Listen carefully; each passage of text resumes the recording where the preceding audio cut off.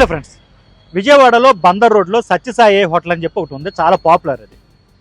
అక్కడ కేవలం సాంబారు లేదా సాంబార్ ఇడ్లీ తినడం కోసమే విపరీతంగా జనం వెళతారు. తెల్లవారుతుండగానే అక్కడ బారులు తీరే జనాన్ని మనం చూడొచ్చు. ఎవరైనా విజయవాడ కొత్తగా వస్తుంటే ఈ బందర్ రోడ్డు పరిధిలో ఏం బాగుంటుంది టిఫిన్ అంటే కనుక ఖచ్చితంగా సత్యసాయి హోటల్కి వెళ్ళండి అని చెప్తారు. వంగవీటి మోహన్ రంగ పాత ఇల్లు ఏదైతే ఉందో అక్కడ దగ్గరలోనే అది ఉంటుందన్నమాట. అలాంటి హోటల్లో ఇకపై మేము సాంబార్ సప్లై చేయట్లేదు గ్యాస్ కొరత కారణంగా అని చెప్పి వాళ్ళు బోర్డులు పెట్టేశారు. తమ హోటల్కి సంబంధించి తురుపు ముక్క లాంటి ఐటెం ఏదైతే ఉందో దాన్నే సప్లై చేయలేని పరిస్థితుల్లో హోటల్ యాజమాన్యం ఉన్నట్టుగా అయితే ప్రకటించింది. ఇక మరొక ముఖ్యమైన హోటల్లో విజయవాడలోనే గుడ్ మార్నింగ్ కేఫ్ అని ఉంటుంది. అది కూడా చాలా పాపులర్. ఆ హోటల్ని అయితే కంప్లీట్గా క్లోజ్ చేసేసి టిఫిన్ సెక్షన్ మొత్తం కూడా మేము ఆపేస్తున్నాము అని చెప్పి బోర్డులు పెట్టేశారు.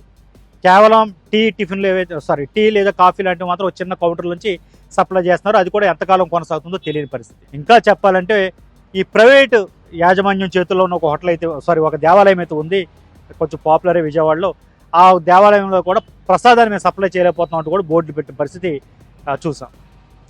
ఇవన్నీ ఎందుకు జరుగుతున్నాయంటే కనుక ఇరాన్ యుద్ధం ఇంపాక్ట్ ఇప్పుడు విజయవాడ చేరుకుంది. నిజానికి హైదరాబాద్లో పెద్ద నగరాల మీద ఆల్రెడీ పడింది. అక్కడ కమర్షియల్ గ్యాస్ కొరత రావడంతో చాలా హోటల్స్ మూసివేశారు. హాస్టల్స్లో ఫుల్గా టిఫిన్స్ కానీ మీల్స్ కానీ సప్లై చేయలేని పరిస్థితి మనం చూస్తున్నాము, ఆ వార్తలు విన్నాము.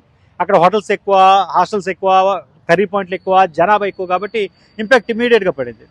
బట్ విజయవాడ లాంటి నగరాలకి అయితే ఇప్పుడు అది పాగుతుంది. నిజానికి ఇరాన్ యుద్ధం ప్రారంభమైనప్పుడే ఇక్కడ హోటల్స్ యాజమాన్యం అంతా కూడా, అంటే అన్ని హోటల్స్ యాజమాన్యాలు మీటింగ్ పెట్టుకుని ఖచ్చితంగా ఈ క్రైసిస్ వస్తుంది కమర్షియల్ గ్యాస్కి, దీన్ని ఎలా మనం ఎదుర్కోవాలంటే ఒక మీటింగ్ పెట్టుకుని కొన్ని చర్యలు కూడా వాళ్ళు తీసుకున్నారు, కొన్ని ప్రతిపాదనలు గవర్నమెంట్కి పంపించారు.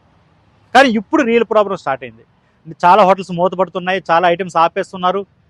కొన్ని చోట్లయితే కట్టెల పొయ్యిల మీద టీలు కాసి అమ్ముతున్న పరిస్థితి అయితే చూస్తున్నాం. ఇలాంటి పరిస్థితులు ఇప్పుడు రానున్న రోజుల్లో నెక్స్ట్ వీక్ నుంచి మరింత పెరిగే ప్రమాదం కనబడుతుంది.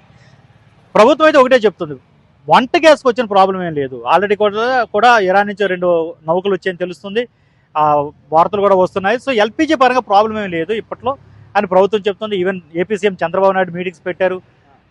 పౌర సరఫరా శాఖ కూడా చెప్తూ వస్తుంది, ఖచ్చితంగా ఎలాంటి ప్రాబ్లం ఉండదు, వంట గ్యాస్కి మీరేం ఆదురత పడద్దు, ఎలాంటి ప్రచారాలు నమ్మొద్దని చెప్తున్నారు. కానీ ప్రాబ్లం వల్ల వస్తుంది కమర్షియల్ గ్యాస్కి. ఇది మాత్రం కొన్నాళ్ళు ఇబ్బంది తప్పకపోవచ్చు. ఆల్రెడీ హోటల్ యాజమాన్యాలు ఏం చెప్తున్నాయి, మమ్మల్ని ఒక ఇండస్ట్రీగా గుర్తించట్లేదు ఈ క్రైసిస్లో, కాబట్టి మమ్మల్ని కూడా దృష్టిలో పెట్టుకుని కనీసం కమర్షియల్ గ్యాస్ని రేషన్ పద్ధతిలో అన్నా మాకు అందజేయండి అని వాళ్ళు ప్రభుత్వాన్ని కోరుతున్నారు. కానీ ప్రస్తుతం ఎల్పిజి అనేది చాలా ఇంపార్టెంట్. అలాగే హాస్పిటల్స్ కావచ్చు, ఇలాంటి వాటికి ఏదైతే గ్యాస్ సప్లై చేయాల్సి ఉందో అది ఇంపార్టెంట్. మేము అటువైపే ముందు దృష్టి పెడుతున్నామని ప్రభుత్వం చెబుతూ వస్తుంది. సో వీటికి సంబంధించి కమర్షియల్ గ్యాస్కి సంబంధించి అలాంటి భరోసా అయితే ప్రస్తుతానికి రాలేదు. త్వరలోనే దాన్ని కూడా మేము తీరుస్తాం అన్నట్టుగా అయితే చెప్తున్నారు. మంత్రులతో ఒక కమిటీ వేశారు, అధికారులతో కమిటీ వేశారు. వాళ్ళందరూ కూడా ఎప్పటికప్పుడు పరిస్థితిని మానిటర్ చేస్తున్నారు. కానీ హైదరాబాద్తో చూసినంత సీరియస్గా ఏపీలో ఉండకపోవచ్చు అంటూనే లెక్కలు వేసుకున్నారు. కానీ ఇప్పుడు పరిస్థితి మారుతుంది. గ్యాస్ దెబ్బ ఏపీ మీద పడుతుంది, విజయవాడ కూడా పాకేసింది, వైజాగ్ ఇలాంటి ప్రాంతాలకు కూడా దీని ఇంపాక్ట్ వెళుతుంది. సో చాలా జాగ్రత్తగా ఉండాల్సిన పరిస్థితి కనబడుతుంది. ముఖ్యంగా పొదుపుగా వాడుకోవాలి వంటలు, ముఖ్యంగా గ్యాస్ అనేది కమర్షియల్ హోటల్స్ అన్ని కూడా డిసైడ్ చేసుకుంటున్నాయి. వంటకు సంబంధించి అంటే మన ఇళ్లకు సంబంధించిన గ్యాస్కి అలాంటి ప్రాబ్లం ఉండదని ప్రభుత్వం చెప్తున్నప్పుడు కూడా కొంతకాలం అయితే జాగ్రత్తగాను పొదుపుగాను ఉంటే మంచిదని నిపుణులు, మార్కెట్ వర్గాలు చెప్తున్నాయి. బట్ ఏమైనప్పటికీ రానున్న రోజుల్లో ఈ కమర్షియల్ గ్యాస్కి సంబంధించిన ఇంపాక్ట్ ఇంకొంచెం ఎక్కువగానే ఏపీ మీద కూడా పడే అవకాశం ఎక్కువ కనబడుతుందని మార్కెట్ వర్గాలు చెప్తున్నాయి. మరిన్ని అప్డేట్స్ కోసం చూస్తూనే ఉండండి ఏబీపీ దేశం.